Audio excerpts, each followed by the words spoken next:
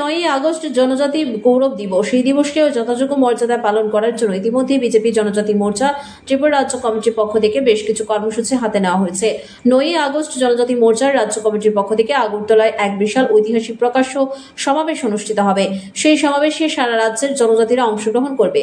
সমাবেশকে সাফল্যমণ্ডিত করতে রাজ্যের 7টি বিধানসভা কেন্দ্রে প্রস্তুতি বৈঠক অনুষ্ঠিত হচ্ছে। এরই অঙ্গ হিসেবে জনজাতি মোর্চা ঊনকোটি জেলা কমিটির উদ্যোগে মন্ত্রী টিঙ্কু রায়ের বিধানসভা কেন্দ্রের পঞ্চমনগর স্কুলে এক বৈঠক অনুষ্ঠিত হয়েছে।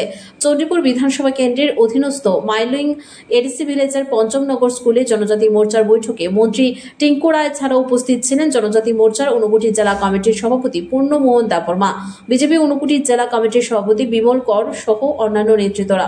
বৈঠকে উল্লেখযোগ্য সংখ্যক জনজাতি মোর্চার দলীয় কর্মী সমর্থকদের উপস্থিতি ছিল।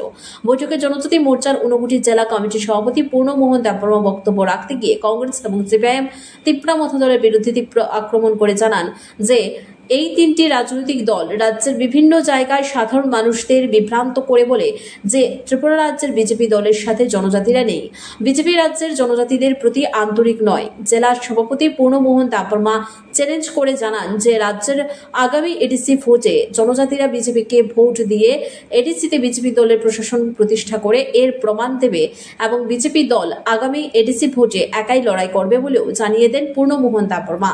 বৈঠকে বক্তব্য রাখতে গিয়ে স্থানীয় বিধায়ক তথা মন্ত্রী টিঙ্কু রায় বলেন, এই রাজ্যের জনজাতিদের প্রকৃত উন্নয়ন এবং জনজাতিদের সম্মান দিয়ে থাকলে একমাত্র বিজেপি দলের সরকারই দিয়েছে। বিজেপি ছাড়া রাজ্যের জনজাতিদের জন্য কেউ কিছু করেনি। ব্যুরো রিপোর্ট, খবর অনন্ত বার্তা।